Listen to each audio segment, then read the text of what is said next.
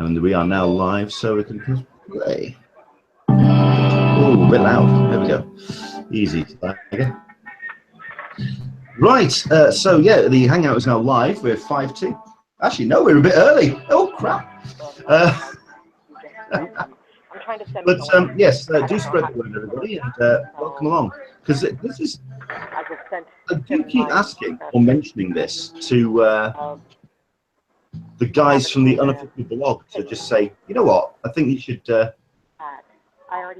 kind of turn around and do a countdown, because it's very awkward to just, you know, get everything sorted.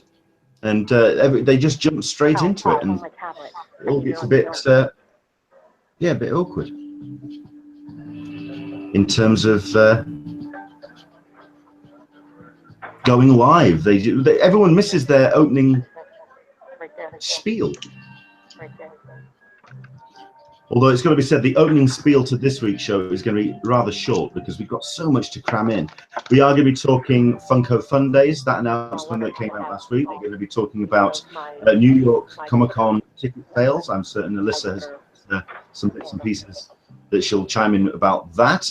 We've got ourselves the news, obviously, about Nerd HQ, which has really thrown a lot of people for a loop. Yeah, it's going to be a busy show, considering we're also going to be having our live reports from. First up, we're going to be going to SiouxPerCon, which I've still yet to work out how the best way to actually say that. Is it SiouxPerCon or SuperCon? Yeah, you see, we have to work all that out when we talk to Craig. We're also going to be going into Comicapalooza in Houston as well. Michael P is going to be doing a live report from that one. So yeah, it's going to be a fun show. We've got about 3 minutes to go, so if you do want to spread the word, and of course we've got the chat room open on the YouTube as well. If there's anything that you want to talk about today, do let us know, because we've got loads we can talk about in terms of the various topics of the week. Various people signing in already. Hello there. Yeah, Andrew English, do you mean we may get a 3-hour show eventually? Alyssa, you're getting a lot of grief for that 2-hour show, dear. You know that. It happens. It happens. What else we got? We've got Hotel Apocalypse. Hotel Apocalypse as well. We've got that as well. In respect to Nerd HQ, in terms of the announcement from Zach that he's hosting the Sci-Fi Channel presence at Comic-Con. Do you think it's more a case of that Nerd HQ couldn't go ahead, but he got a far more sensible offer? That's not the worst idea, an option that it could have happened. But I really do honestly believe it was a case of Zachary Levi announcing that Nerd HQ wasn't happening. Someone in the sci-fi office just turning around very quickly going, we've got a talent we can just use, he's available.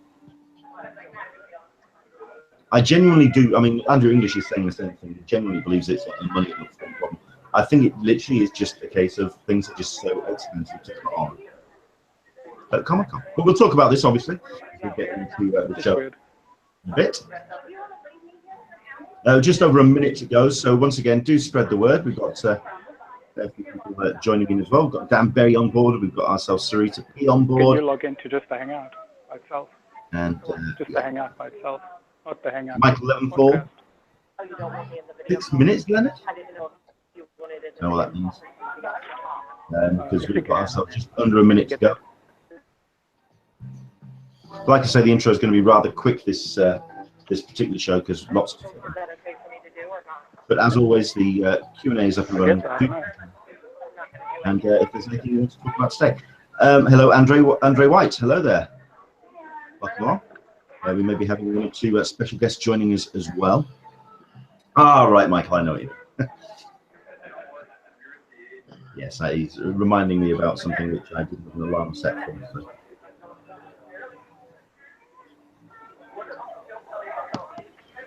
You know what, mate? I don't think anyone else is bidding for it, so I think we're fine. Andre White's so nervous about Fun Day tickets. Well, that's understandable. Because we'll talk about that as well. So all of this stuff we're going to get into. And that's our countdown. So there we go. I mean, it's technically not on the top of the hour because I did start a little bit early. But you know what? I think we're ready to go. So tell you what, we'll stop that. And we'll stop that. And I'll plug some headphones in. And then we'll crack on.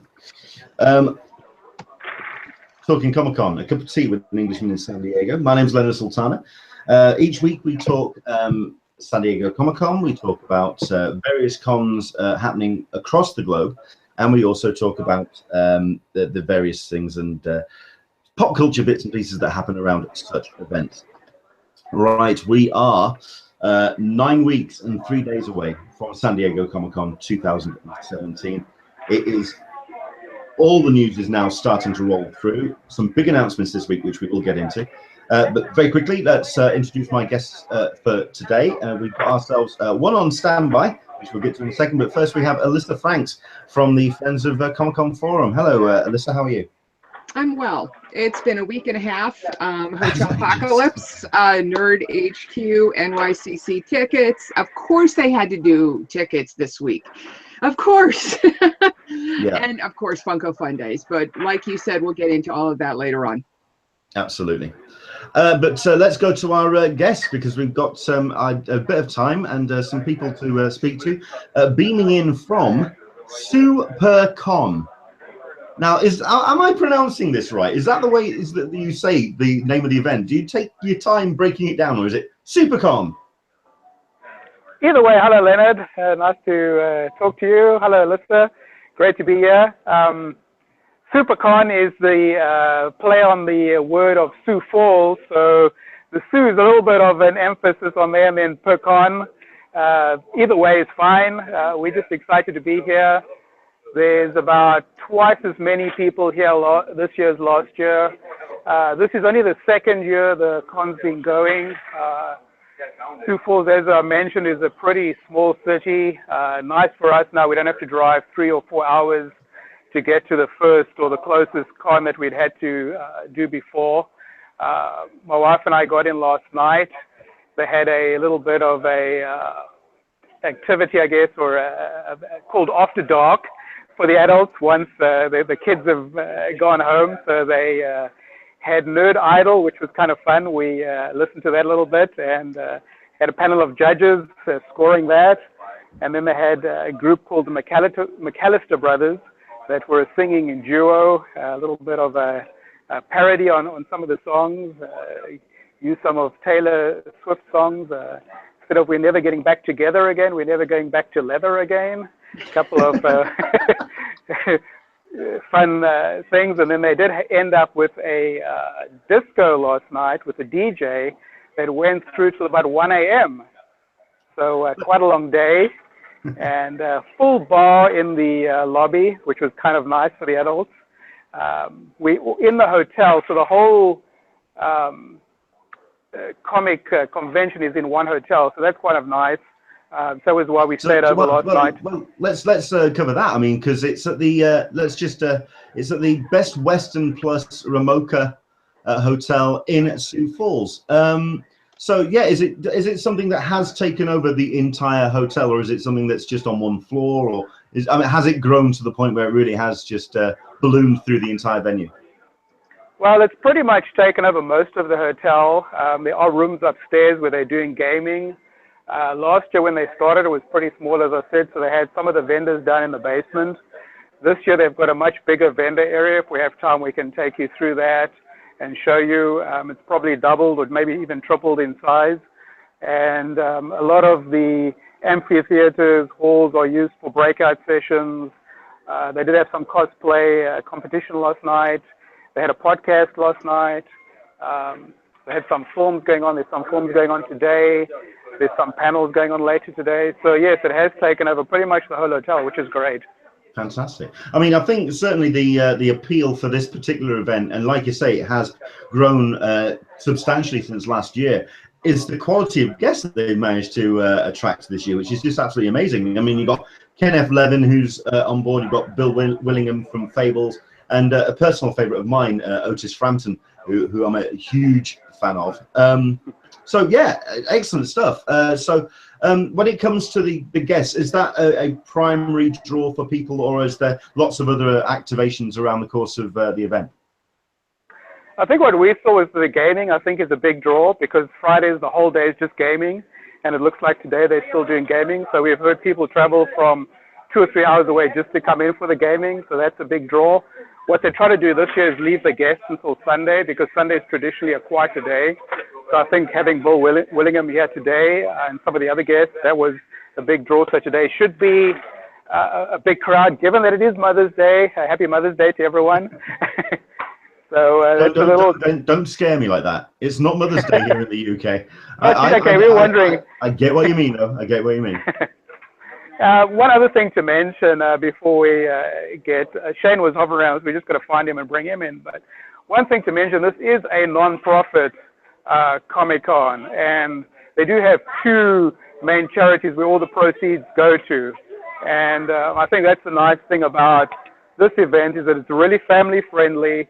They do the proceeds to, one is leukemia, one is, I think, for literacy. So, it's a little bit more special. It feels like there's a little bit more meaning maybe behind it. Yes, it's fun for us, the fans, but it is going to a good cause as well. Sure.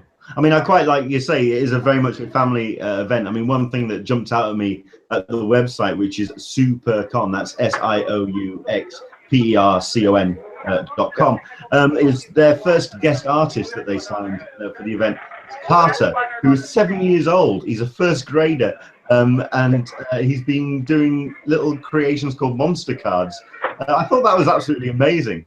That was the guest. That's the kind of the inclusivity and bringing new talent through. I thought that was just absolutely amazing. Right. So right on cue, as I was mentioning, Shane Gerlach, I'll hand him over the headset, and he can tell you all about it and give you all the lowdown and tell a little bit more about SuperCon. Excellent stuff. Get the other headset logged in. With a little technical difficulty. Nah, don't worry about it. While he's just changing that over, just to let you know, we are going to be also talking live on with Lindes. a little bit later. But yes, this is Shane. Hello there. Hi, how are you, Leonard? I'm fine, thank you. Pleasure to actually finally see you in face to face, as it were, because we've been kind of tweeting backwards and forwards at each other. But it's good to finally meet you. Yeah, thank you so much for having us on. Hey, not a problem at all. Losing pieces. Sorry about that. No, not at all. So, I mean, we've just been speaking to Craig there. He was mentioning that this is the 2nd year for SuperCon. Second year. So, can you give us a bit of a history lesson? Is this kind of like something that has just grown out of another event, or no? This is completely organic. Last year, our founder and the chairman, Brian Brockmeyer, asked the question on Facebook, if we did a comic book convention in Sioux Falls, South Dakota, would you come?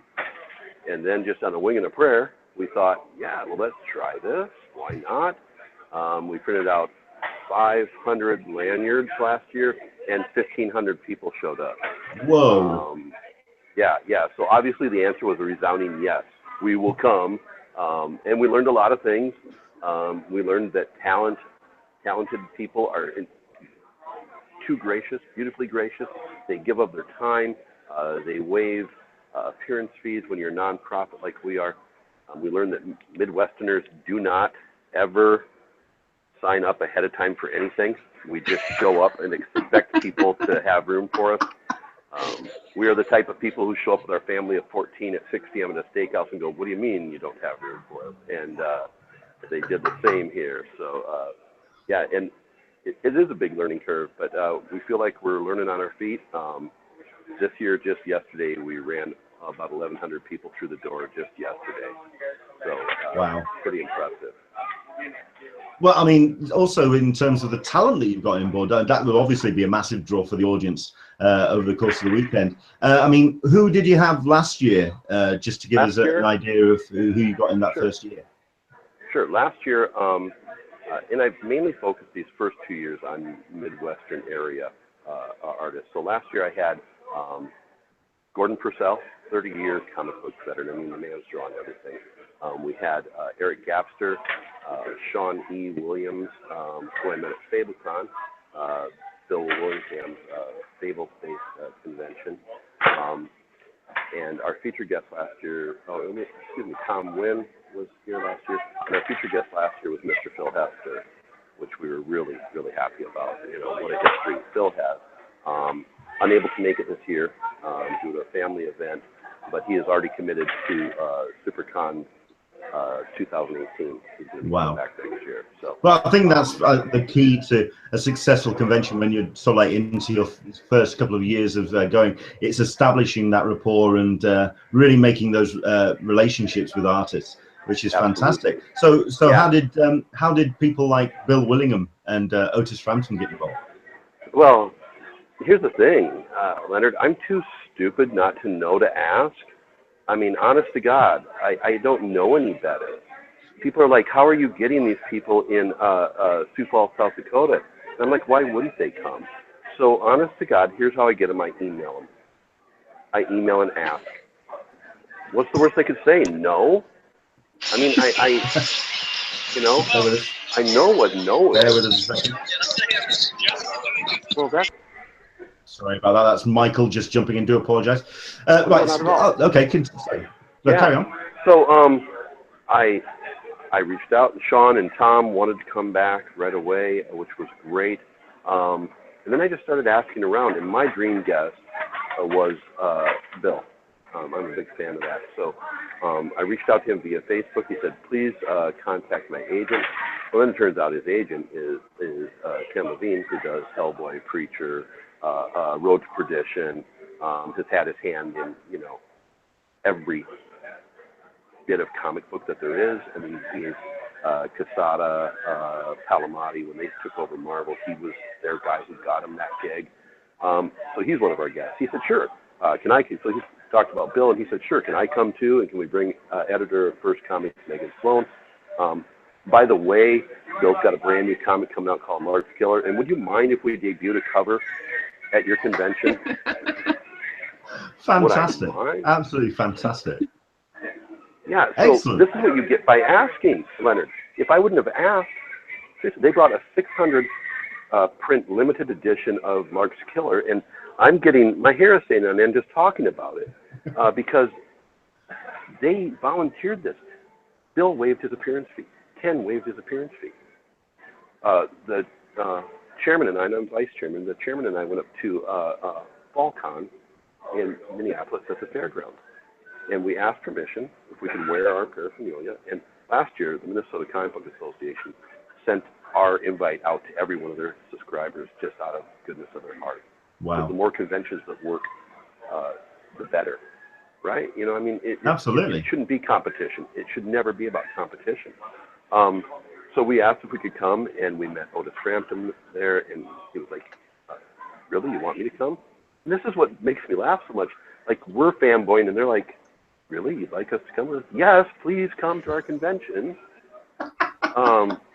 We asked Eric Burnham. Eric Burnham was, yes, sure, I'll come. That'd be great.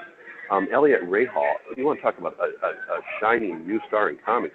Elliot Rahal, you know, Valiant just gave him, here, have our summer event. And he was here. He just went home. He had to go back. He has to, there's scripts that are doing things like that. So he just drove back home up to Minneapolis. But having him here was just great. So yeah, I just asked Dan Jurgens we spoke to. Dan Jurgens has committed both years so far, and DC keeps stealing him from us. And so I will box DC Comics right now for the right to get Mr. Jurgens. But he has said, again, he's committed to next year, but that's with a caveat unless DC sends him someplace on the civil weekend. So, but you see, I can't ask for more than that. I mean, this is where the paymasters really kind of put the screws on you. Never mind. So, I mean, what we haven't talked about is kind of where not so much the focus, because it does seem like there's lots of different areas where people can go and really get into their fandom. I mean, I know that yesterday was a big gaming day as well, with the Magic the Gathering tournament that you held yesterday. Do you have like panels, an exhibition? What's the layout for so SiouxPerCon? what do we do? Everything? Is that a fair answer, or do you want more specific, Leonard? We do video gaming. So we had a video game tournament, or Smash Brothers and Super Mario Kart. We have gaming tournaments, the cards going all day, all night Friday, all day Saturday, all day Sunday. Magic the Gathering, Catan, a Walking Dead card game. And what's great is you'll see so many new people come in and say, "Oh, what is this?" And the people who run our games are just local, and they're like, "Hey, let us teach you." And again, that's just sharing and building the community. So we have that, the video game tournament.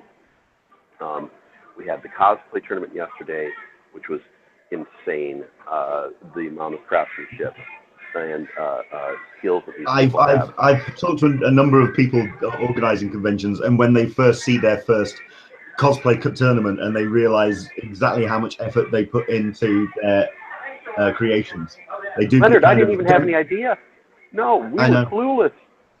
And it's just, we had 300 seats in our main auditorium that was full last night for the competition.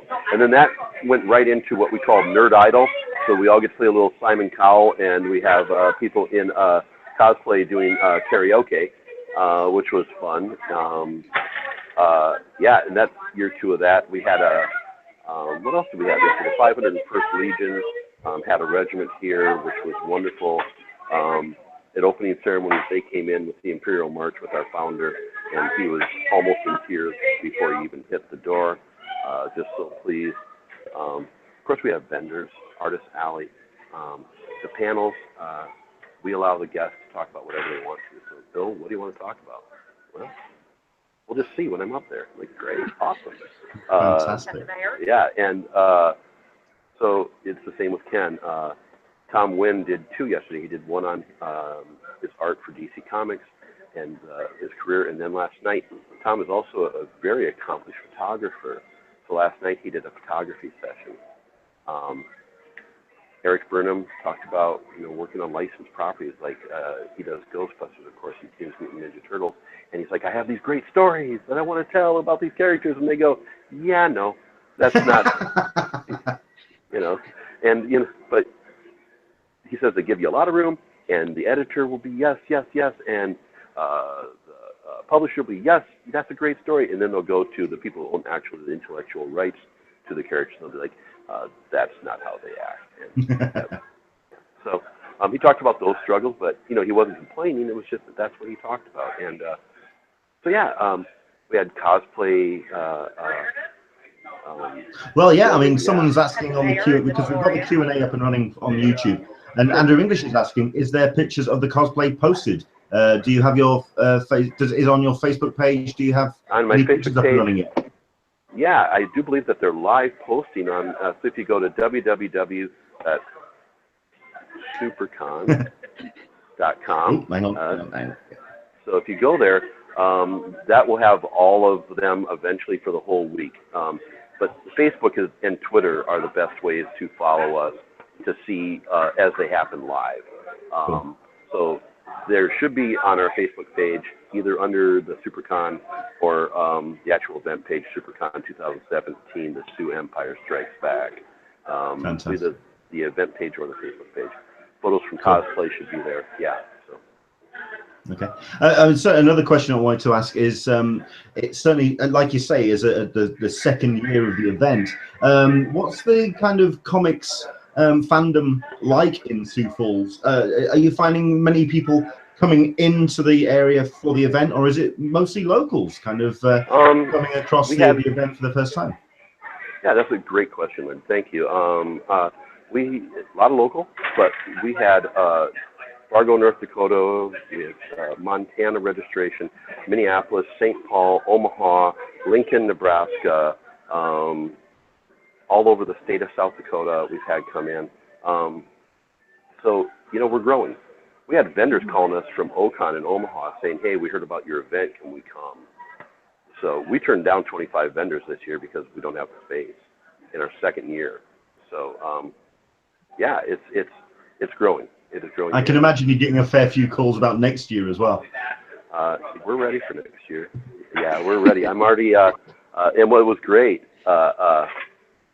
Elliot Rahal said, let me help.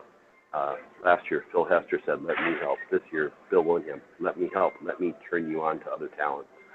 And that says so much about our volunteers and our staff, that we treat these people so well. They're like, let us help you make this convention grow. Fantastic. The other thing that I think may help is that you're a true Comic-Con. You're not, so you get a lot of the comic vendors, and that community is very big and welcoming to new conventions that are happening.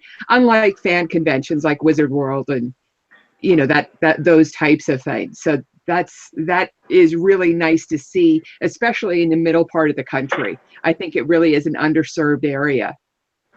Absolutely. We go to Minneapolis or Omaha, we always had to go to, but this is, a town of 185,000 people. There's no reason why we shouldn't have a major convention. And rather than wait for someone to come, hell with it, we'll just start one. Honestly, you can wait for it to happen, you can make it happen. And again, hair stand on end, because we're making it happen. That's wonderful that you guys have taken that, started doing it yourself. I love seeing those kinds of people who actually go out there and are able to, create it and make it their own. That's wonderful. Thank you so much for doing that. You. We do actually have a question from Dan Berry. You've mentioned the Bill Willingham cover that was debuted. Do you have a copy to hand, or does there any? Do I have it we on can see it? Well, sure. Just one moment. Let me look over here. Derek, or Tyson, would you get me a large killer cover? Would you ask Bill? They'd like to see it on the podcast, please. Okay. Yeah, I've got one of our other staff members running to get one. So you see, this is you just click your fingers, get the minions. Oh, yeah, that's me. get the minions running. Yeah, I'm such a taskmaster. There's a good question. Obviously, when it comes to the staffing, obviously it's a non-profit, so it's all about volunteers. I can imagine there's a lot of people who are willing to just come together and help the event run. Well, yeah. So we're all volunteer because we're a nonprofit. So we serve 2 charities, and those charities help us find volunteers. Facebook helps us find volunteers. And this is where you fall backwards, sir. Careful. Look at here. Let's stop. This is the large killer exclusive SiouxPerCon cover. Let's have that a bit closer. Right there. And a bit higher. Higher. There we go. You. Oh wow. Oh, wow. Now, this is such a pleasure right here to have this on it. But let me tell you, Brookings, South Dakota is a town of about 26,000 people, and we have a partner from there, a small bookstore. Man has exquisite taste, and he said, hey, let me give you $400 to help pay for Bill's mileage in his hotel room. And this is what they did for him. A small, tiny, locally owned bookstore and comic book shop. And First Comics, Ken and Bill, did the whole back cover. And, who does that? That's wonderful. That's just amazing. Yeah. You see, so, when an artist makes that, or when everyone comes together and makes that effort to make an event so special, that's just brilliant. It is, and I like to consider it a partnership. I believe that it's a partnership, and we really look forward to continuing these. It's all about making I don't know what the word is, making friendships. Yeah, I'm trying to see the tables tables left and right and just get a sense of it. Yeah. This over here is this is all donated. This is our for our silent auction. So we've got tons of stuff here. Original artwork that was done for us, a signed and authenticated Adam West. This one is probably my cheesy favorite. Here's a signed and authenticated George Lazenby, the first 007. Very nice. Authenticated. So these are donated to us to have so that we can give more to our charities. Fantastic. So we've got the silent auction going on right now. What charities do you serve? We serve Reach Literacy, which helps with adult literacy. We wouldn't think that people aren't able to read as adults anymore, but there are. It's still an underserved populace, and so Reach Literacy provides mentors to help adults learn how to read, so they can fill out job applications, so they know they're not getting screwed over at their work or whatever it may be. And then we serve the JY6 Foundation, which is named after Jordan Eady, a young man at 16 who lost his battle to cancer, and all the money that they raise goes to childhood leukemia and cancer research. That's fantastic. So, last year we gave each of those charities $2,000 each after we paid our costs, and we left $50 in a checking account to start this one. So, yeah, and then it's like... That's fantastic. That's just fantastic. So then a new bank here in town, also a not-for-profit bank, Black Hills Federal Credit Union, they're in their second year in Sioux Falls as well, and they said, here's $4,000 seed money for this year's convention, which was above and beyond and fantastic. So yeah, so it just is kind of what goes on. Like I said, we're building relationships, making things happen. Over here, Mr. Eric Burnham, we're on live with a Cup of Tea podcast out of London, and the wave to the friendly people. Well, we can see a silhouette. Oh well, with the beautiful breezeway here. Sorry about that, and Mr. Otis Frampton. Yes. So they were very. I don't know if you can hear. Well, I don't know if you can hear us because obviously. Oh, okay. Oh, hi. I think we follow each other on Twitter. We do indeed. There you go. Yeah. No, I'm a big fan. He says yes. Yeah. He's a big fan. Yeah. So outstanding. So we're just kind of taking a tour of the convention. So. Nice to meet you. Well, if you could just ask how's it going? How's the event been for him? Otis, how's the event been? How's Great. you enjoyed? Yeah, I'm good. We're waiting for I guess Mother's Day stuff to end today, so we get the crowds in. Yeah. We're waiting for the Mother's Day. Yesterday was a big day. Today was Mother's Day. It's been a little slower this morning. I had a really good day yesterday, actually. No, seriously. Yeah. Well, this is where every child needs to now buy a Jawa Adventures cover from him, because we need to get that made by Marvel. It needs to happen. Because he knows. Excellent stuff. Yeah. Well, yeah. If you could just pass on the message, have the rest of a great con, Otis. That's fantastic. I'd like you to have a great rest of the con. So. Thank you so much. Excellent Maybe stuff. I'll see you in San Diego. Oh yeah, hopefully we will. Yeah. Cool. So over here, this is an amazing guest we have. His name is Carter Carnegie, and Carter is 7 years old, and he creates his own monster trading cards. Quite the entrepreneur at 7. Carter, may I show the world one of your cards? So we are live with a cup of tea.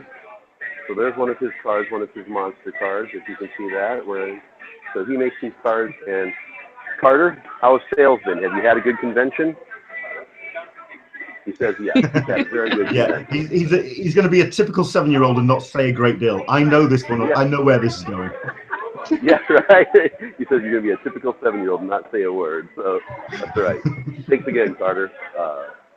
Next, and Tom Nguyen, we're on with a Cup of Tea podcast, San Diego Comic-Con and Englishman in San Diego. And Tom is second year, wonderful partner with us. And how's the convention been for you, Tom? Awesome. You know, last year was awesome. This year, even better. I was just going to say, I can imagine that the amount of footfall coming through the doors being you notice that increase in people over in the door. Yeah. Superman, Wonder Woman. I think it's very difficult to kind of have the conversation. They've just taken over. So, Tom's been doing sketches, and like I mentioned earlier, you did a photography panel as well as a panel on drawing, and we've just been honored to have him here with us. So, Tom, website? TomWilliamsStudio.com. There we are. There we are. If you Google my name, I'm like the first 20 things that pop up. Yeah, It's not hard yeah. to find out. Yeah, the most popular name in the world, and you're the first 20. Yeah. Outstanding. Cool too. Thanks, Tom. You bet. Here's some more of the things that were donated. These are our raffle items, and we've gotten rid of a ton of them, and we have some more. Just people just give. I mean, that's what's amazing. They're like, hey, let's give things, and we're like, hey, we'll take them. Fantastic. Yeah, so that's been fun. And down on the end here, we're going to come up on Bill Willingham on the end here, and we'll thank him for letting us see his cover in his book.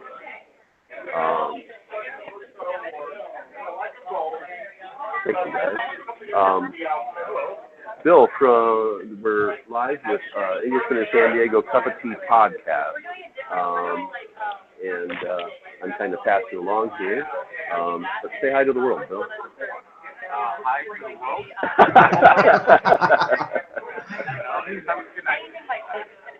So, Forgive you.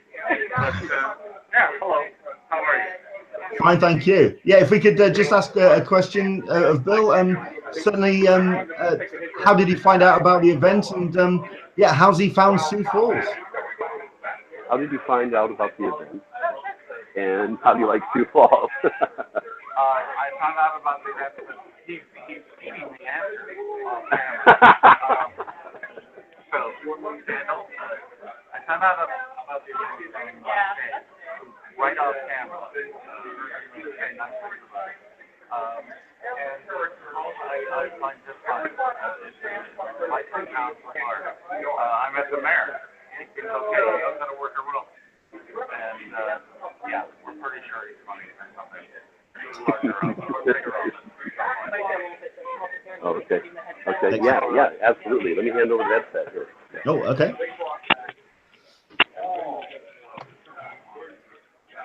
All right. So, over the head, in the ears. Nope, always down. Earbuds in the ears. Oh, earbuds in the ear. Yeah, and then just talk like normal. There we go. Now then, sir, how are you? Just say hi. I'm great. How are you? I'm fine, thank you. Yeah, I kind of got what you were saying because the microphone was a bit far away, but it does sound like you've really enjoyed the event so far. What's it been like in terms of your expectations of Sioux Falls? I mean, I know it's the second year; it's just getting established. Yeah, well, I hesitate to admit that I know almost nothing or knew almost nothing about Sioux Falls, so I don't know that I had a lot of expectations. I was hoping for a nice drive, and we had a pleasant drive coming up here. Stopped off at a lot of places like the Rock and Roll McDonald's and the Laura Ingalls Wilder Museum, and so lots of pleasant little places to visit on the way here. And Sioux Falls seems quite nice. I haven't seen much more than the hotel and the surrounding areas. I like the fact that the first thing we saw was a billboard that advertised how you can have silencers on your weapons here in South Dakota, whereas we don't get that anywhere else. So that's kind of fun. What's the reaction been to the book? Because I mean, we've just been shown the cover that you did for SuperCon. It looks amazing. What's the reaction been like? Thank you very much for the opinion. So far, the reaction seems nice. It's hard to tell because people are too polite here. This Dakota politeness is like, do they really like the book, or are they just saying nice things? So I'm going to take advantage of that. I'm telling people who pick up the new book, whether you like it or not, be Dakota polite and tell your comic shop owner to order lots of them so that we can sell far too many. My greedy Minnesota soul is sort of infecting you fine Dakotans out here. Excellent stuff. We've been also talking as well about the panels. Have you got any panels lined up for today? What else? What have you got lined up for the rest of the day? Yeah, we have Ken, who you can't see because he's not here, and also because the camera's not pointed at him. has a panel of 3. I have a panel of 1. They have nothing scheduled in between. So basically, we own the room from about 1 to 4 o'clock, and we're going to disseminate any lie and terrible story we possibly can at that time, and you know, maybe tell a few true anecdotes as well. But plans for the panel, I don't know. Last time I unintentionally spilled the beans about the most horrific comic book related murder in our history, and maybe we'll follow up more on that because the one guest seemed rather interested in details. But after you've told like the worst murder story in comics, where do you go from there? It's probably going to go downhill from that point onwards. Fair enough. Well, it's been a pleasure talking to you. We've got another live report we're going to go to very shortly indeed. I just wanted to say thank you very much indeed for taking part and saying hi. Hope you have the rest of a great event.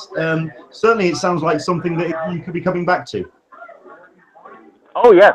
Yeah, the coming back to part. Now, let's assume I'm invited, which now that Shane is gone away, you know, who knows? He's a foul-tempered individual, and I'm sure I pissed him off when I was wandering the halls at 2 o'clock in the morning, you know, looking for drinks and et cetera. But assuming that I didn't piss him off, yes, I would love to come back again, and hope to. The stink keeps falling out of my ears. We were talking about you while you were gone. Don't worry about it. We'll say thank you very much indeed for your time. All right, well, thank you. And yeah, have the rest of a great SuperCon. All right, I appreciate it. I feel like, oh, okay, I'll shake his hand. I shook your hand in proxy. So, all right, bye-bye. Take care. Take care. Brilliant. Excellent stuff. We'll quickly wrap this up. Oh, we'll just go to Craig. Hi there, Craig. We'll just quickly wrap this up because we do want the go to the report. But say thank you very much indeed for your time and for showing us around SuperCon. Where's the best place that people can find out, certainly about next year's event as well? Next year's event we'll announce soon. We do know it'll be called SuperCon 3, the return of the con. You know, continuing that Star Wars theme. So we will be at www.SiouxPerCon, SIOUX.com. Follow us on Facebook, follow us on Twitter for live as they happen updates in our otherwise mundane lives. Listen, I certainly want to have a look at the cosplay stuff as well, because you've made it sound very intriguing. I'm very much up for looking to those pictures. Yeah. Well, the pictures will be up, and if they're not on the Facebook already, they should be, and also some video will be up as well. So excellent stuff. Listen, thank you very much indeed for your time. Oh, Alyssa, go for it, Alyssa. I just wanted to say congratulations on such a wonderful convention. Thank you so much, Alyssa, and yeah. This helps. I mean, we can't, doing this for us, thank you. Hey, listen, any way we can spread the word, we're more than happy to do so. Thank you very much indeed for coming on, sir. You bet. All right. Take care. Brilliant You as stuff. well. Thank you. Right, excellent stuff. So there you go. That was I want to get his first name right. It's Craig Gerlach from SuperCon. So yeah, we're going to go very quickly now to Michael, because I know that he is been waiting for us for a while. He's currently at Comic-Palooza, but let's just see if he's actually there. Michael, are you there? Oh no! Oh no! Listen, he was waiting a while. Yeah, he was there a moment ago. I'm sure he'll probably come back on in a minute too. It looks like we have Craig coming back to say goodbye to us. Okay, 1 second then. Let's have Craig. Let's see if we can get the mic working again. I think he has to unmute his end. Oh no! Craig, if you could just unmute on your phone, please.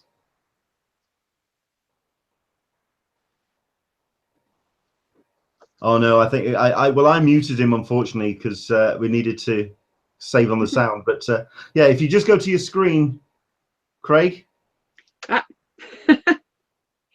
and just hit the mic button, hopefully.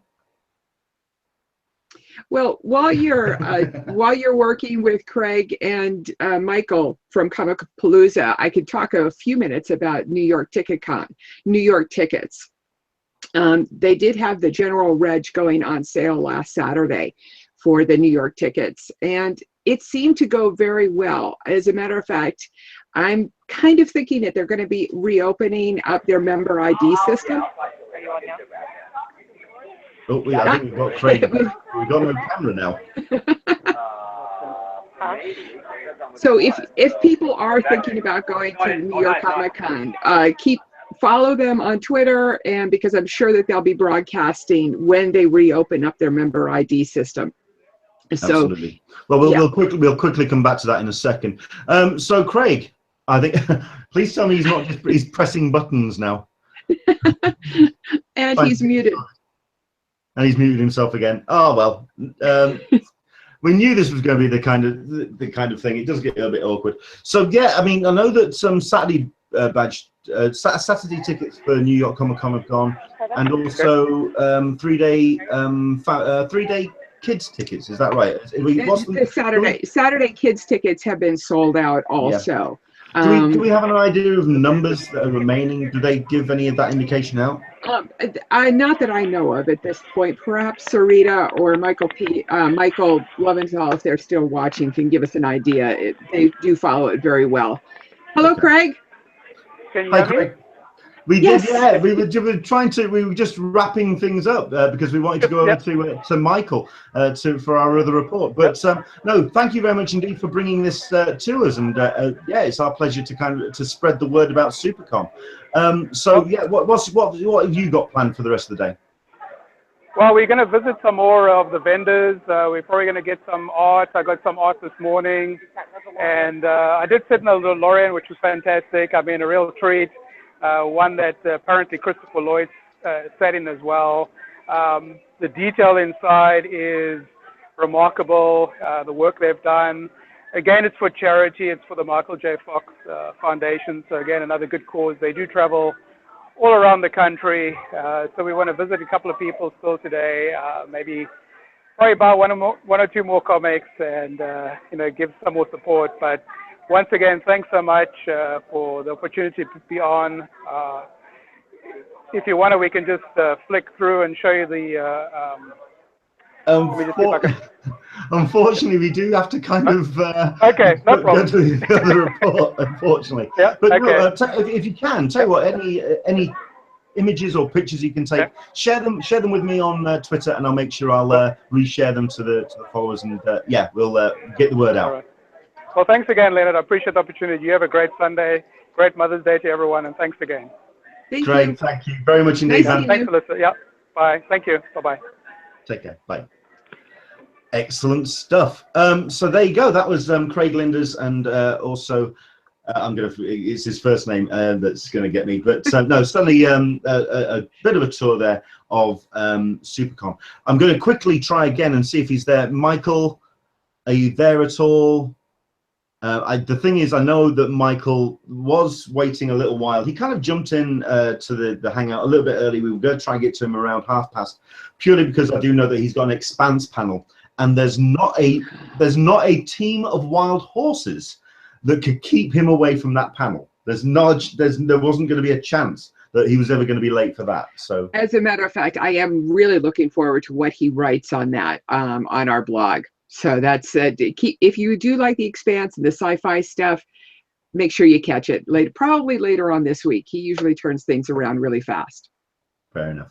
Alyssa, I'm not getting a camera stream from you, just to kind of let you know about that. I don't know if it's at my end. If people can let me know on the Q&A on the chat room, if we can find out if Alyssa's camera is working.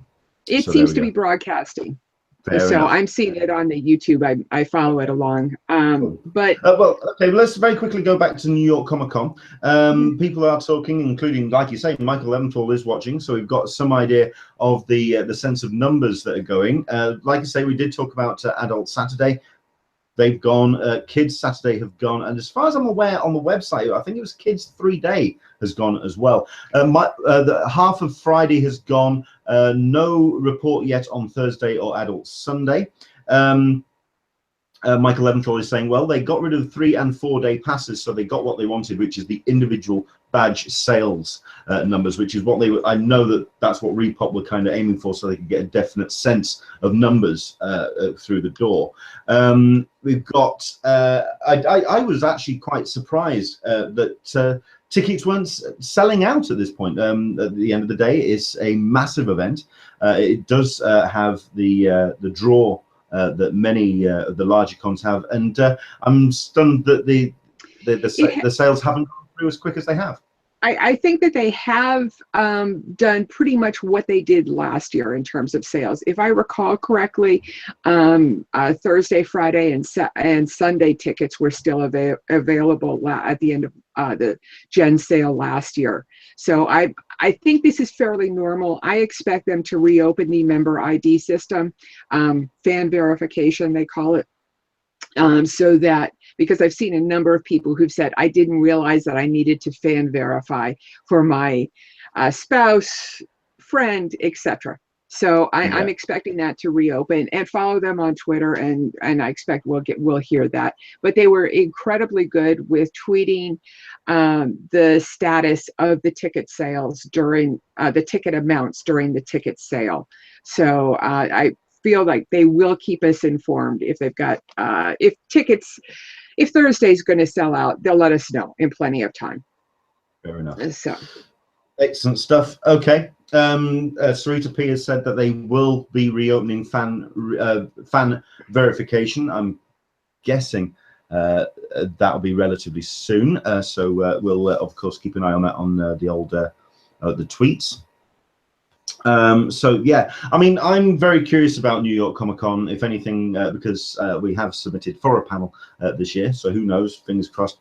But I was stunned that the turnaround of tickets weren't as quick. How did people find the process in general? Was it is it a similar or the same process as last year? It was slightly different in that you had to assign tickets. Like CCI is doing, you've got to assign it to a member ID, a fan verification email. So that process took time throughout the entire process. They did give you 10 minutes, so it worked well, but it seemed that it wasn't streamlined. So it was a little clunky, but I enjoyed having them fan verify at that point, because you didn't have to come back 2 weeks later and make sure things were correct. Fair enough. He's here. We'll do this quickly because I know the panel's just around the corner. Michael P, how are you doing, sir? Oh wow, guys, I'm actually upstairs right now. Are you in the panel? It hasn't started. They're having technical go up to the table and say hi. Hold on a second. Go up onto the stage and say hi. Oh no! No, it's like tell them guys, tell them I want to interview them. Oh no, these are different people. It's like this is a whole. It's like the reason why I had to leave because I had to walk across the thing and go up 3 flights of stairs, right? And so that's the reason I had to leave as early. And of course I get here, and they're having technical difficulties.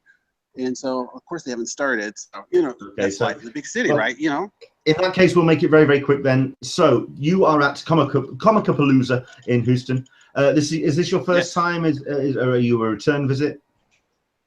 No, this is the first time I've ever been here. And also, hold on a second. Let me just show you something real quick here. If I can do this. Super Cat Chick, can we just watch the panel? See, and this is the best part about this place. And over here you see, I don't know if you can see that. Or NASA panels. Yeah, these are very specific NASA panels here, and I've never been in any Comic-Con where NASA has such a big presence. And of course downstairs, I wish I was still downstairs. Honestly, they're running a little bit behind here. If you guys can bear with me, I'll go downstairs and see if I can find Jessica. Jessica was the engineer that was going to work with us. Okay, if you guys will bear with me, I'll try to make it back downstairs and then make it back up here. No Can worries. you tilt the camera up? Well, it's okay. I'm just gonna say it's now pointing at me, so we weren't just getting. Okay. Is that better? Just me walking along at a crazy pace? Well, either that or I'll tell you what then, while you're walking then, we'll continue our conversation in terms of the headlines of the week. We've talked about New York Comic-Con tickets, but obviously people will be paying close attention to those selling out times. People are turning around and saying, of course, they're going to reopen fan route verification. They're not going to let tickets just sit on the table, which is understandable. Angela Copley, I just left Comicapalooza, had an absolute blast. It was our seventh year going. Let us know how it was this year in comparison for in previous years. Is it? Yeah, just give us a shout, Angela. Just let us know how it's gone. Okay, so while he's quickly walking. You know, Leonard, I can actually, if I'm still on, I can actually comment on that. I actually talked to again another NASA person who's been here a couple of years, and there was one year where it was an absolute fiasco. And it wasn't the same people who are running it now. So this one, apparently, everyone is very happy with it. It's really well run. And I'm breathing hard. All right. And I'll be doing an article about it. But there are a lot of, just as you can see over here, let me just do this.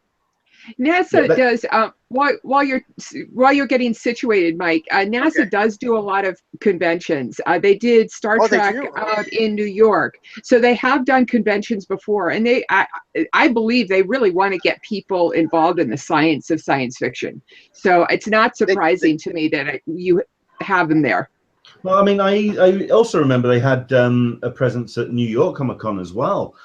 Yeah, like you say, they're really kind of getting involved in the fandom element, in almost creating. I think it's for myself, just watching how it's progressing. Guys, they had quite a few panels. NASA, JBL, JPL, a variety of different ventures. Cassini, a lot of science panels too. Yeah. What are they doing for science panels? Well, they had that. Did you see that entire list of panels they had? I mean, every day, and they've had a large room, and actually, I think they have live access to the command center too. Oh, neat. Cool. I mean, just to quickly wrap up what I was saying, it seems to me that while they don't seem to be getting any official support from their administration or any kind of like backing, it's almost like they're creating or trying to create a fandom swell. Does that make sense? Yes. In conventions, that they're trying to create their own kind of a bit of support from the ground floor, which I think is fantastic. Absolutely. How many people are there today as compared to yesterday? Oh, it's less today than yesterday. Yesterday was really kind of packed and stuff. Today is like just really comfortable. That's what we heard from the person that we were interviewing a few minutes ago up in Sioux Falls, that there was just, I think it's Mother's Day, and I was just wondering if Mother's Day affected the convention, because there's a lot of room there from what I'm seeing. Yeah.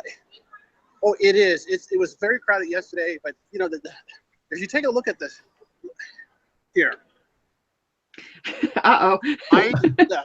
it's very wide, and see that helps out too. I'm walking as fast as I can, guys. But at the same time, you could. Yeah, we're getting a lot of blurry pictures. I'm sorry, I apologize. Let me switch it back over to me. But you don't want to see me breathing hard. That's fine. You don't want to see me breathing hard, okay? What other panels? There? Oh, I'm doing the literary track because I like listening to the authors. To me, the authors are bigger stars. So I always want to go to them. And besides which, they don't charge for their autographs. So. Great. Can you see the NASA stuff already? Wow. Yes, we can. Good grief. Yeah. That's a big Let me see if I can find Jessica. She may have gone upstairs. I may have to get somebody else. Or else. She was so ready to do it. I feel so bad. Okay. Do you change stance to like this? Oh, there she is. Hold on a second. I'm still wanting you to gate crash your panel. Hold on. I still want you to gate crash your panel. Jessica. Sorry about that, guys. Life in real television, guys. Really fast. Jessica.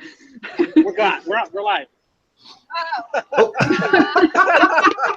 Okay, be on right now. Find Brian? Okay, Brian's upstairs, I think. Yeah, trying to do the stuff with the. Brian's upstairs. Everything's in flux right now, real quick. Let me grab someone. Okay. That looks amazing, though. Okay.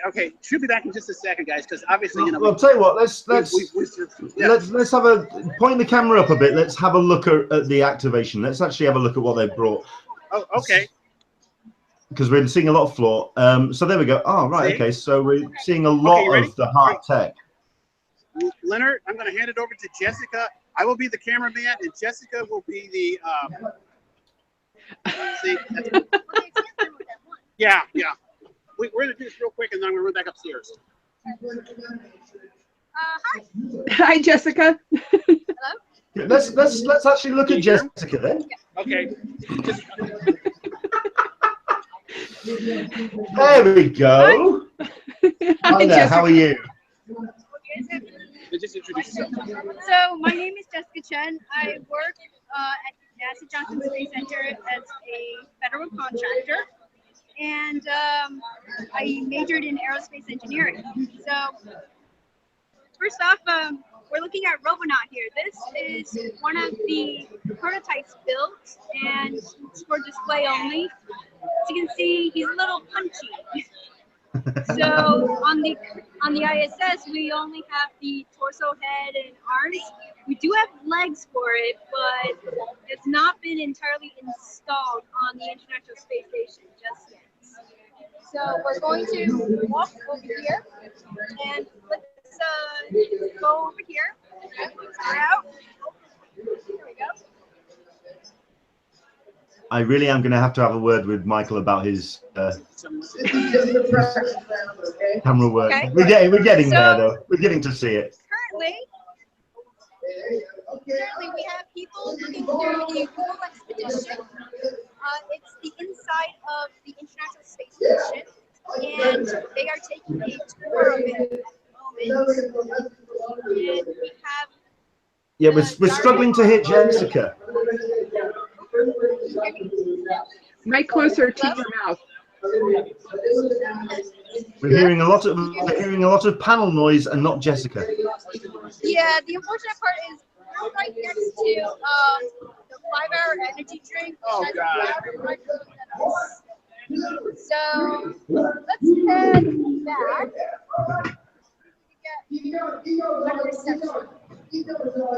It looks like a massive activation that you brought to the event.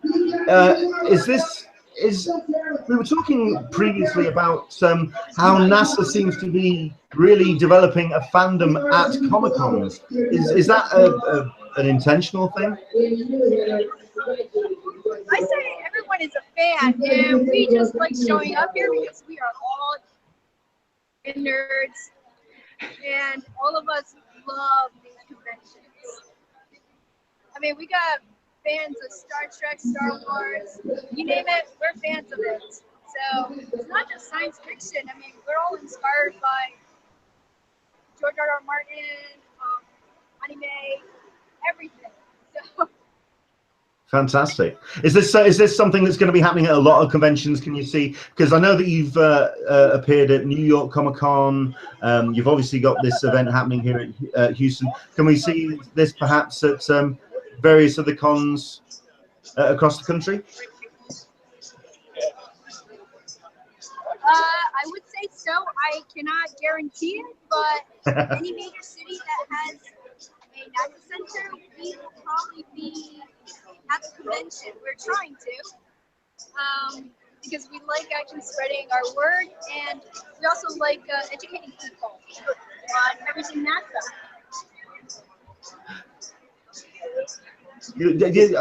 It's just the camera work is sterling. It looks like so much stuff that you're bringing. It's just an amazing setup.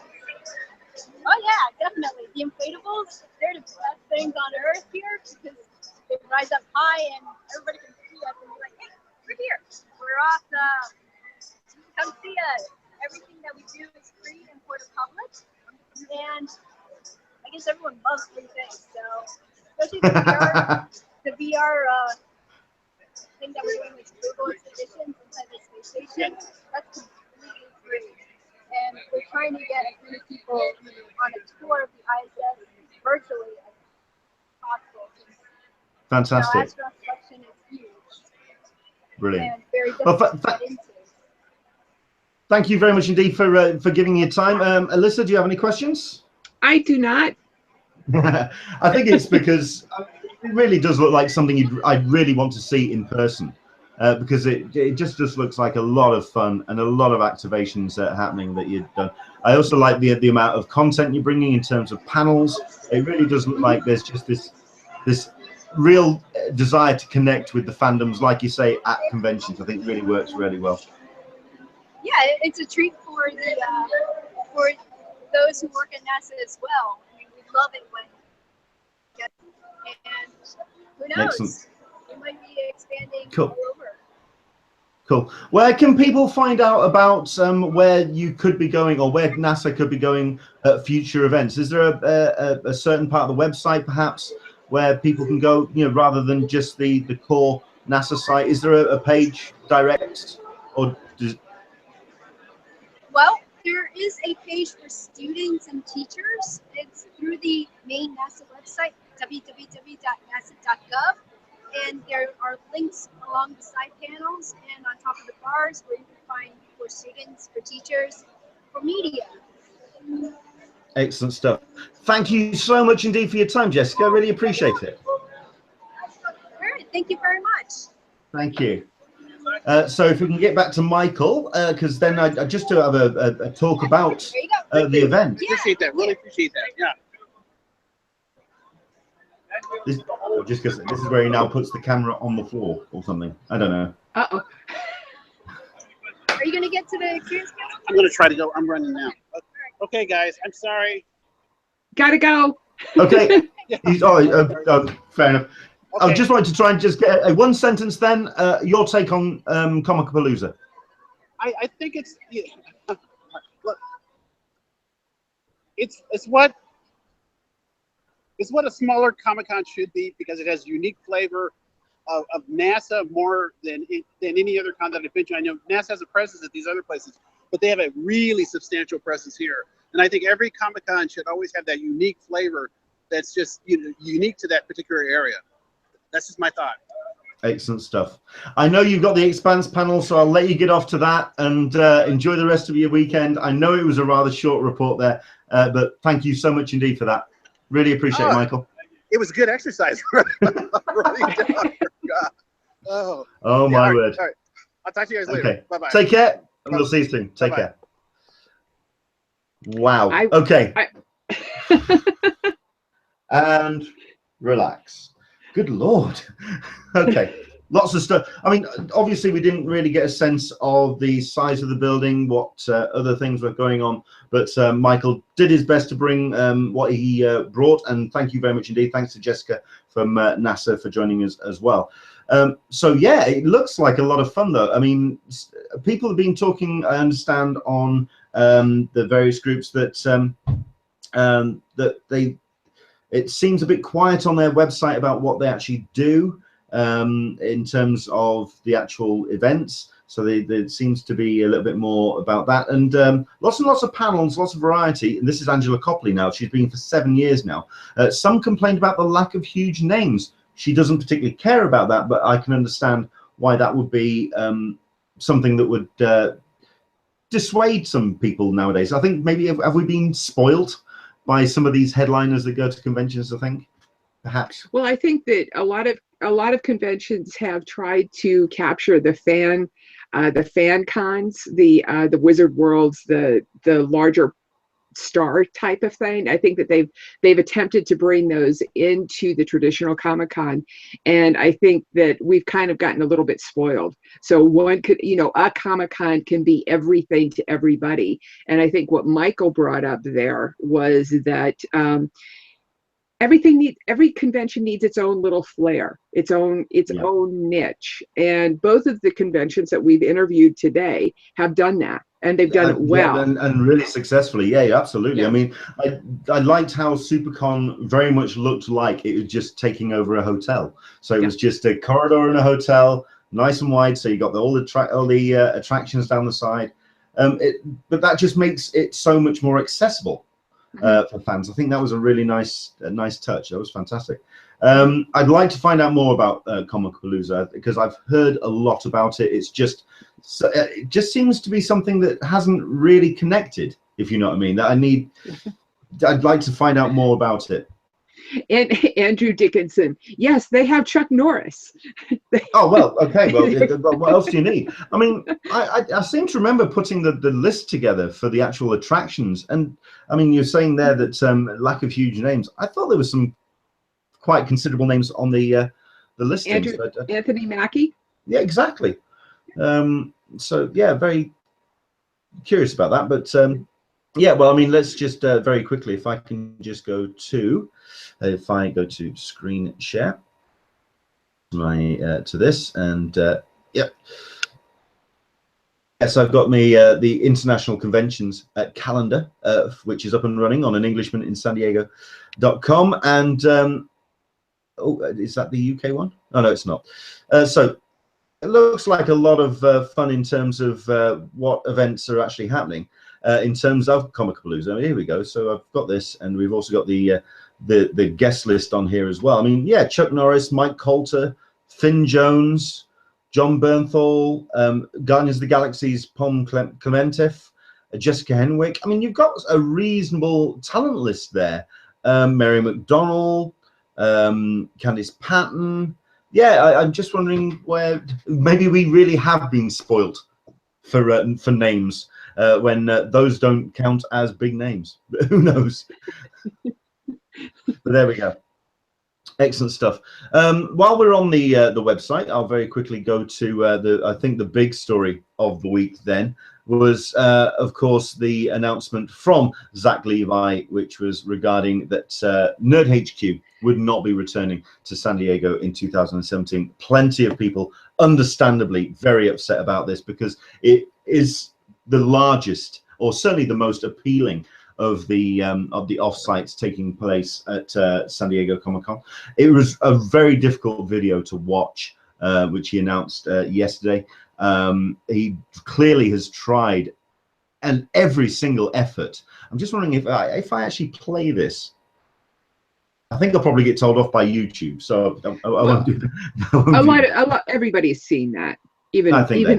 Yeah, everybody has seen that.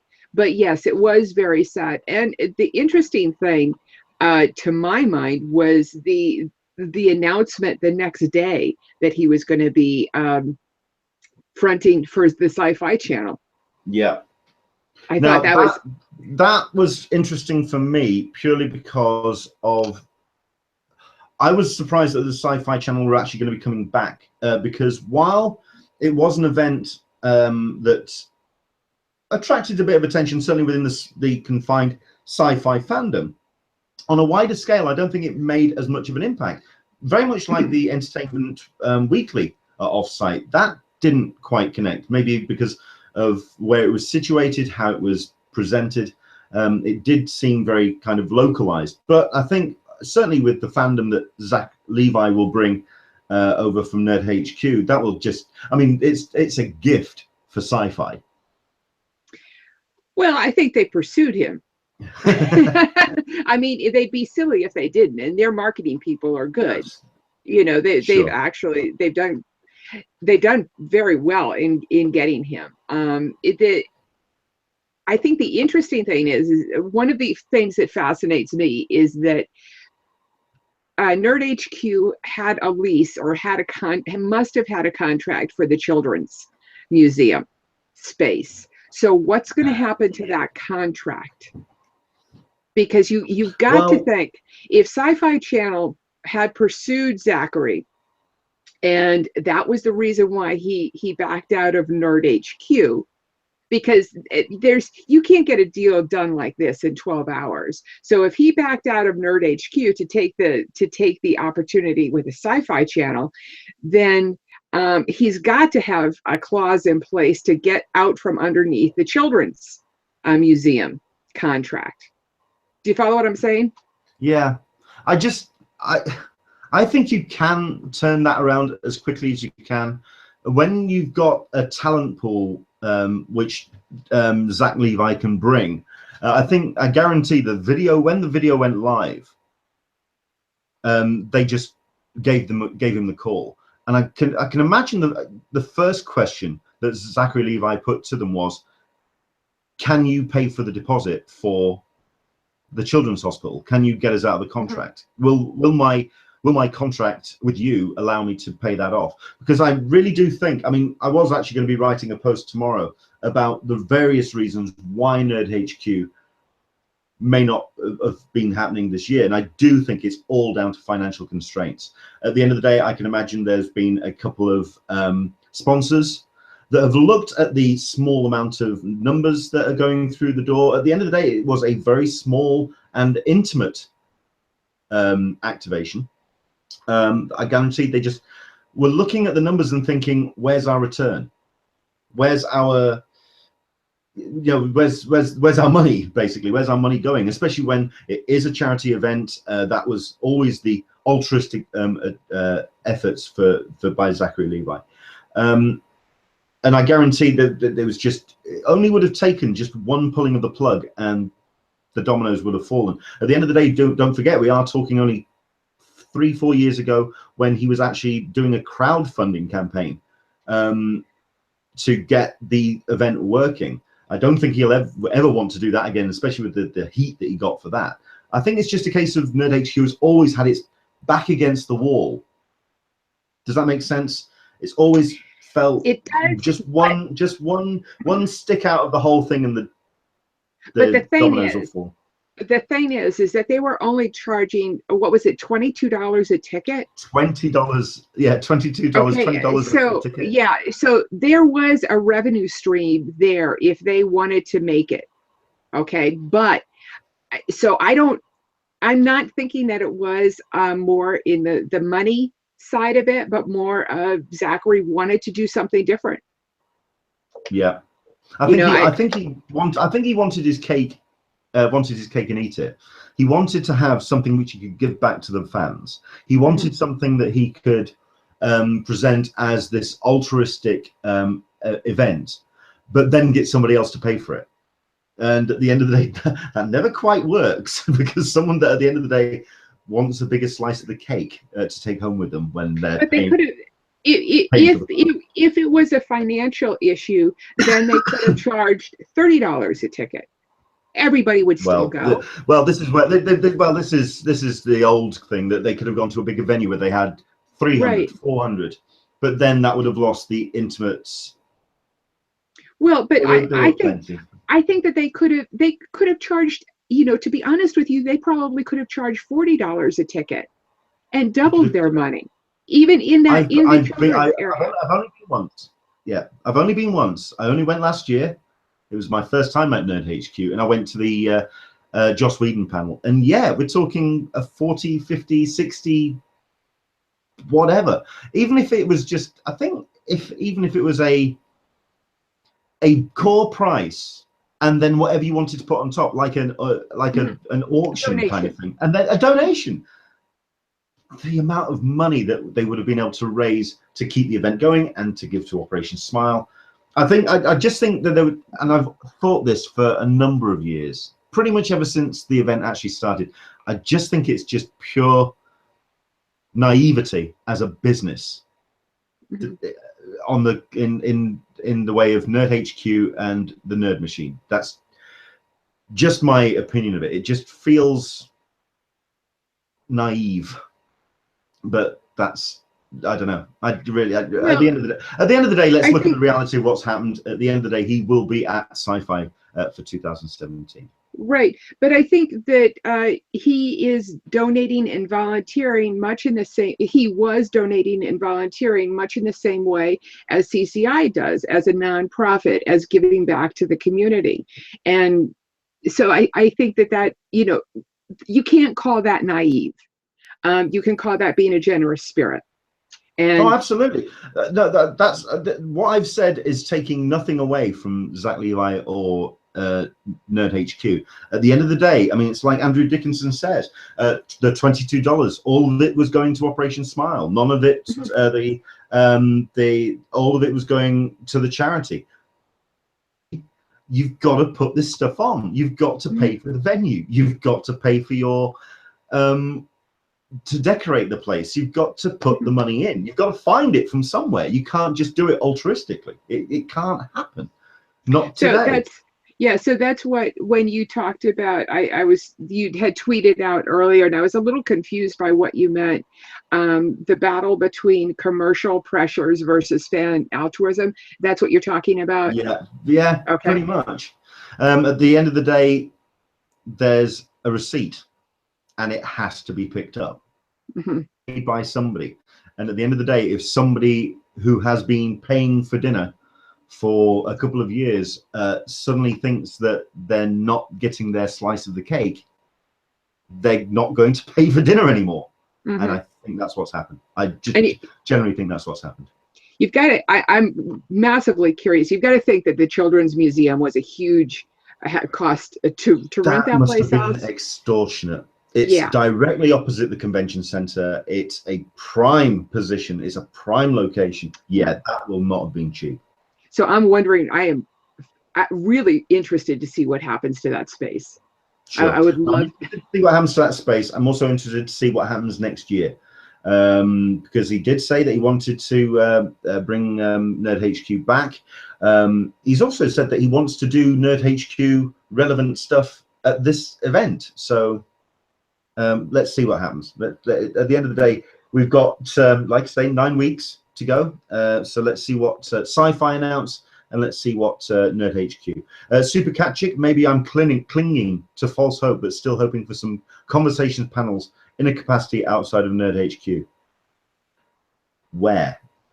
The only thing the only way that would work is if Sci-Fi hosted it. If they put some of their space together, or they turned their space into a conversations panel. But at the end of the day, then it's a case of that money would have, Zach Levi would ask if that money would then go to Operation Smile. And then Sci-Fi wonder, okay, so where's our return? So who knows? Who knows? And Sci-Fi Channel is not, they tend to put on big productions as opposed to small, intimate. So it's not kind of in their wheelhouse, unfortunately. No. It will be interesting to see. I mean, to see whether or not Zach Levi can influence them. I would love to see that. Yes. That would be great. Well, it'd be Zach and it'd be David as well. I mean, the whole element involved. Yeah, it'd be curious to see where, like you say, what the Nerd HQ influence would be on the Sci-Fi production. No, you're absolutely right. But like I say, we'll find that out as announcements are made over the course of the 9 weeks. Speaking of announcements of things that are happening at San Diego Comic-Con, Friday is a little event, or a little ticket sale, which I'm now going to recap for you now. Okay, you ready? This is how this is how the ticket sale is going to go for Funko Fridays. Tickets on sale. Bye. Sold out. Oh, yes, this incredibly popular off-site event being held at the Hilton, not the Hilton, the Manchester Grand Hyatt. It's always rowdy. It's always raucous. You're going to have to tell me from last year's experience, because I've never ever gotten into one of these things. I've been told that the last year's event was a little bit more controlled because it got a little bit riotous. Oh no, no. About 2 years ago. No, it was a lot calmer, and there was a lot less lunging for toys than it was a lot calmer. I went to last year's, and it was primarily done with ticket numbers and lottery winners and tables being called, and it was spread out. Everybody got something, so that was a good thing. I appreciated how it was run last year a lot better than it was a few years ago. Unfortunately, the past 2 years, I have managed to get tickets, but there's always been something else. Last year it was the Hall H ticket line, and the year before it was Star Wars at Yeah. so Yes, down there, yeah. the convention center. Well, it's a real tough call, that. A Star Wars concert or Funko Fun Days. I appreciate that that tough call. Couple of people on the Q&A. Andre White, I've gotten lucky the last 2 years and got tickets. It was very tame last year.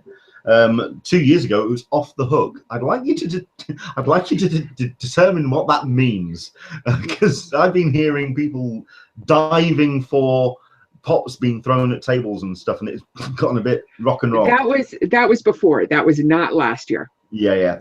Scott Clulu, still fun though. Last year was awesome. Andre White, if you get tickets this year, Alyssa, I'll be your +1. I can imagine there's going to be a lot of offers like that floating around. Let's actually talk about the actual sale. At the moment, we've got no real idea about how the sale will progress once you've actually clicked on the link, and also the link is also going to be revealed on their social media, so it's going to be a frenzy. It really is going to be kind of fastest fingers and dive straight in. In the past, those tickets have sold out in, I want to say, 2 minutes. As long as it takes people to get through the system. Yeah. Lord. So if you are going for these tickets for the Funko Fun Days, best of luck. That's all we can say.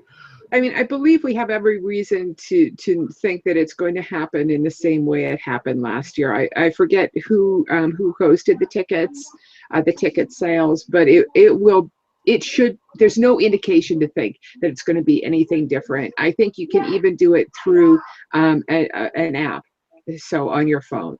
So. Okay. I can imagine it would autofill, because I know that we talked about autofill for hotels 2 years ago or a couple of years ago. Will that help? I'm not sure. I don't remember if it's when you actually purchase the tickets, like Mondo is, or when you actually purchase the poster, or if it's when they're allocated to your cart. I don't remember which one they are. Perhaps somebody, the Everbright, Super Cat Check is saying it was the Everbright app last year. So it is possible to get that. Make sure that it's set up. Okay. Yeah, Andre White. Yeah, it's through Eventbrite this year as well. So yeah, it's yeah, fair enough. What else has been announced this week? There was a whole shopping list of stuff that people wanted to talk about. We could talk about Hotel Apocalypse. Go for it. If you want to talk about that real quickly, if you want to talk about it real quickly, because then I can organize something at this end for something else. Go for it. Absolutely. Last Monday, we received the second round of hotel emails from, and in general, it seemed as though people pretty much got hotel rooms that were farther away.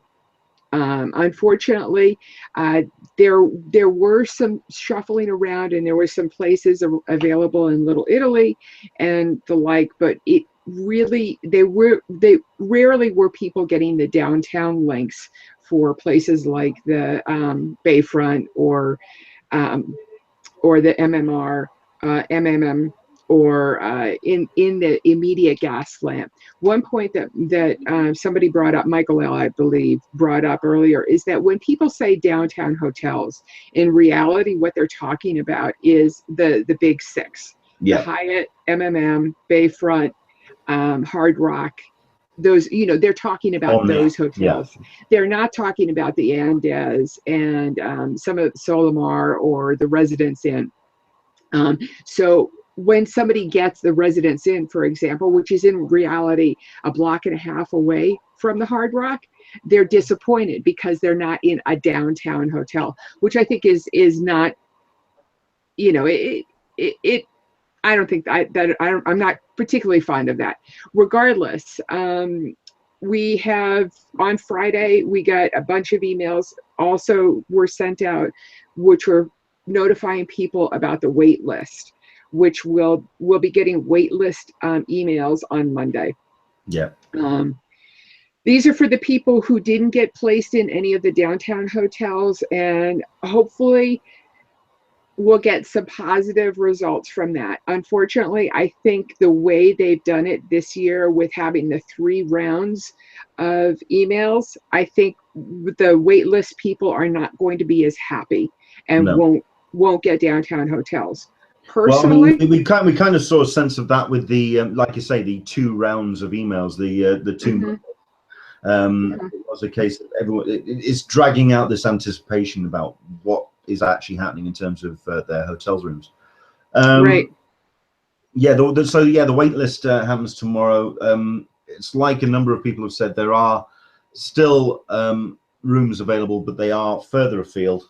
I do know that certainly the downtown and the downtown hotels have been allocated by all accounts, so they've all gone, and so it is now just further afield. It's people that have been looking at the way that emails have gone through, that they felt that they have been shortchanged, which I can understand, but still, it's been very frustrating on social media, as you can see. But I think one thing that people need to remember on social media is that if you weren't happy, you will complain on social media. If you were happy, you won't complain on social media.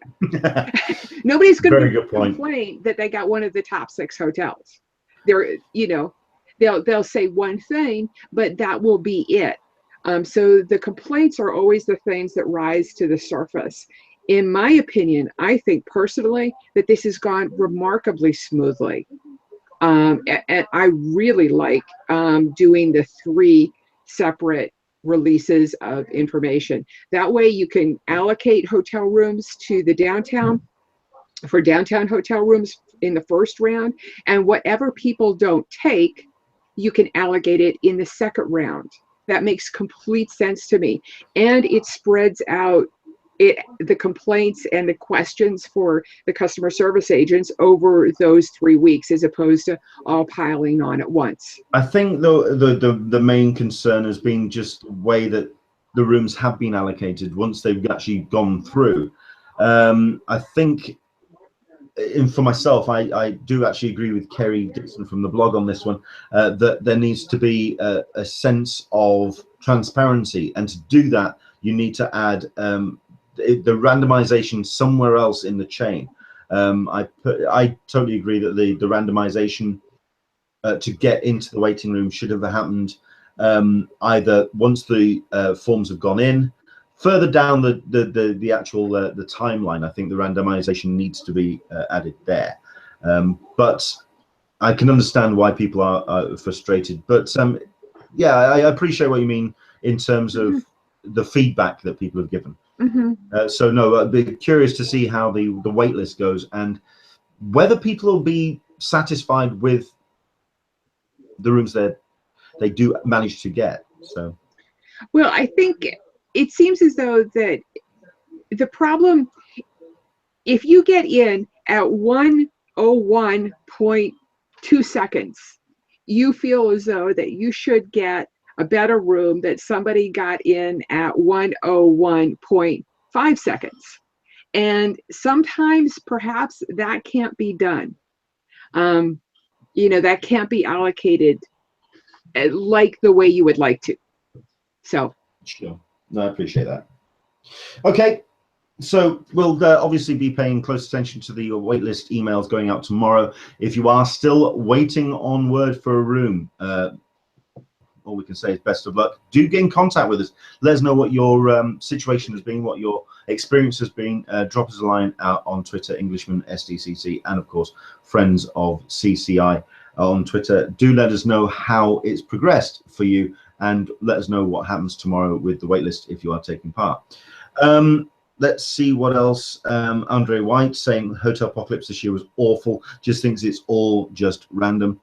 I think that's the thing. People just don't really know where they are with it. I think it will be interesting. It will be interesting to see what Mark from the forum comes up with, because he's been collecting entry times into the form and what they've got, and we'll try and correlate and put something together. I think that it's going to be close. It's going to be better this year than it was last year. Okay. So that's, I think that we can only go, is it going to jump from being awful to being 100% in 1 year? No. It's, we're going to make small steps, and these small steps have been good this year, in my opinion. Okay. We can do weekend television. No, I've got one more thing to do before. No, we'll save. Tell you what, we'll save that to the end. No, go for it. We'll do weekend television very quickly. Go for it. Okay. We've got final season continuing. This week we see a wrap up of Agents of S.H.I.E.L.D., Blind Spot, The Blacklist, Once Upon a Time, and one of my new favorites is Designated Survivor. Yes, I'm still watching it, and of course Supernatural too. So keep, if you're watching those shows, be aware you might want to binge them beforehand if you've got a couple of episodes stacked up, so you can participate in social media for the finals of those shows. I think this week's been an interesting week in television, if anything, for the mass culling of shows which took place. Admittedly, yes, a lot of good news coming out, including Agents of S.H.I.E.L.D. finally getting renewed. Good God, they managed to drag that out. But no, that's been renewed. And if anything, if you have been watching this season, good grief, it's been good. It has been very, very impressive. Anyone who watched that first season and bitched and moaned, they have got no leg to stand on this. It's just been an impressive piece of television. But it's been quite the blood culling of big shows. It was just it's been I'm heartbroken that Two Broke Girls won't be coming back. Let me just wipe the tear away. I was stunned that thing was still bloody running. Yes. Frankly, I was staggered that was still going. Blacklist, that's back for another season. Although I thought that was actually on its last legs. I thought Redemption was going to take over the mantle of the core show. But no, it was quite a tumultuous week for fans of television. And you haven't even mentioned the highlight, in my opinion, which was Timeless. If you think that's the highlight, by all means, knock yourself out. Well, being canceled and then 3 days later being given a renewal, that's just, that's unheard of. Anyway, that's, I thought that was particularly good. I would like to give them another season. Andrew English is telling me Redemption was cancelled. Oh, okay. Fair enough. Oh, yes. No, Redemption was canceled. Fair enough. Okay, so that's that spin-off not quite connecting people. Then again, I saw the trailers and was bored senseless watching the trailers. I did get through half an hour of the first one, I think, or something of that nature. We do have a couple of new shows this week, though, for people to make sure that their DVRs are set. Kimmy Schmidt is The Unbreakable Kimmy Schmidt is happening, as is, I believe that's on Netflix. Great show. Great show. And Mike Tyson Mysteries is happening, and Downward Dog looks fun. I'm going to give it a half an hour just to see if it's interesting. It's basically about a dog that you get to hear what the dog is thinking about its owner. Philosophical. It should be interesting. The other one really interesting to me this week is 12 Monkeys. The Sci-Fi Channel is doing an interesting thing. They're doing a binge-a-thon of it. Yeah, and they're getting that here in the UK as well. It's getting done over a weekend. Yep. So they're doing 4 episodes, I think Friday night, and then 3 episodes Saturday night. And yeah, it's it's the dumping of an entire season like you would get on Netflix, but on a terrestrial channel.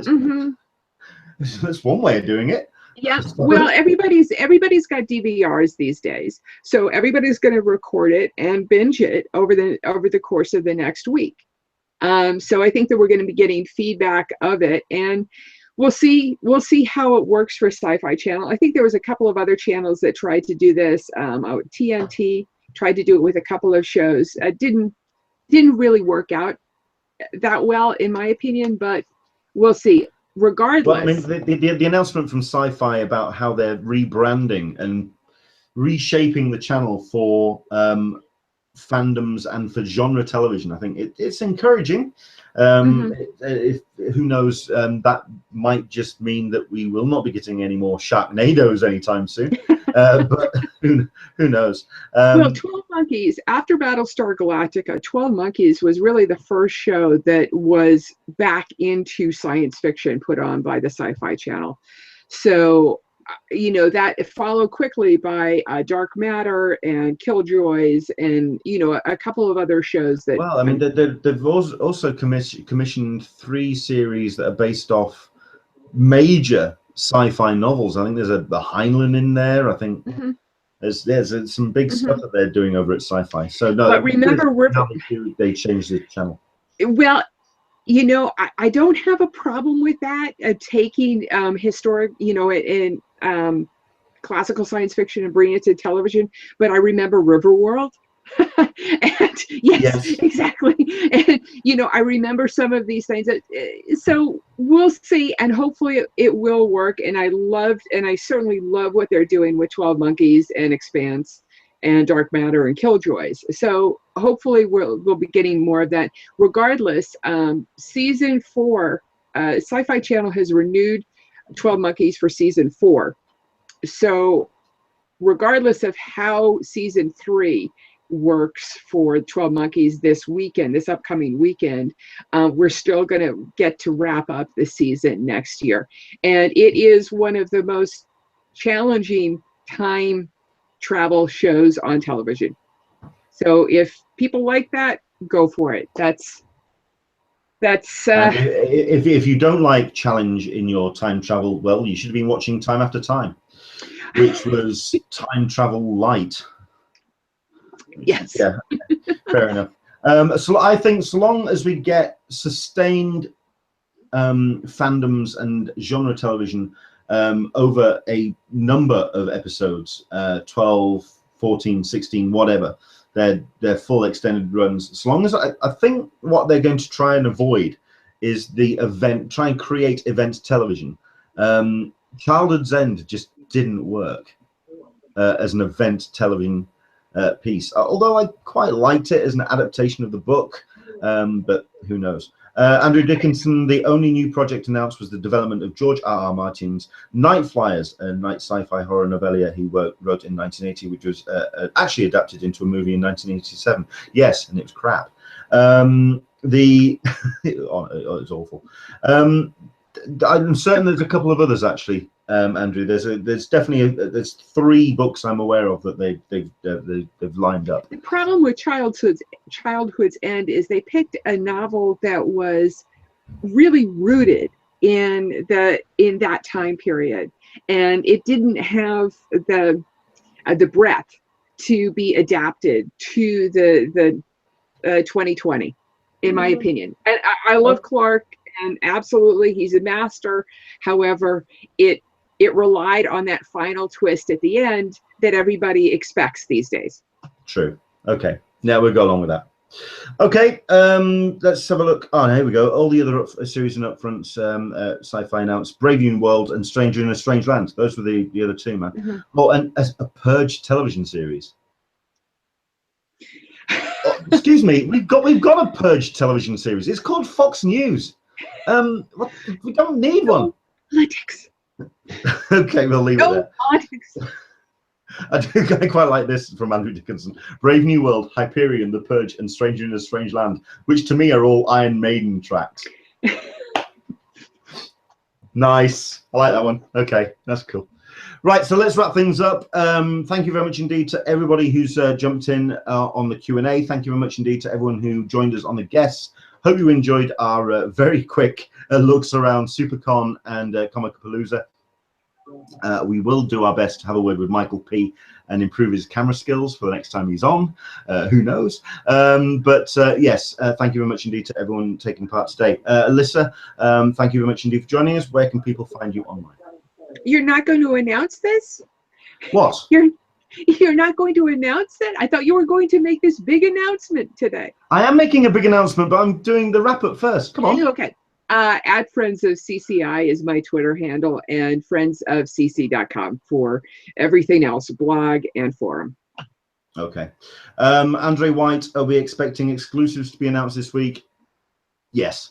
I think we're going to start hearing stuff from this week on, and yes, we'll be covering all of the announcements on next week's show. Right, you can find me on Twitter, Englishman SDCC, as well as Instagram, on Patreon, on Facebook, and wherever there's a social media, I suppose. Do keep an eye on what we've got planned for the next week's show, which I think should be an exciting one. I think we've got ourselves a star of a certain Comic-Con documentary. Hopefully he can join us next Sunday. Right, the last thing I want to announce then, this week I've been running a competition for people to win 2 tickets to the Game of Thrones, the musical, which is a show which is taking place throughout the course of Comic-Con. There's 8 live presentations over the course of the con. It's running, I believe, from Thursday through Sunday, 2 shows a day. Basically, we're giving somebody the chance to win 2 tickets to showings. I believe that you only have to let them know kind of nearly last minute, actually, which means if you're starting to put your diary together for San Diego Comic-Con and you find yourself with a nice little nugget of time where you have nothing to do and you want to go to Game of Thrones, well, this was the competition for you. We'd like to thank everyone for taking part, and I have my Rafflecopter page open now, and basically out of the hundreds of people that entered, thank you very much indeed for taking part in this. Let's find out who our winner is.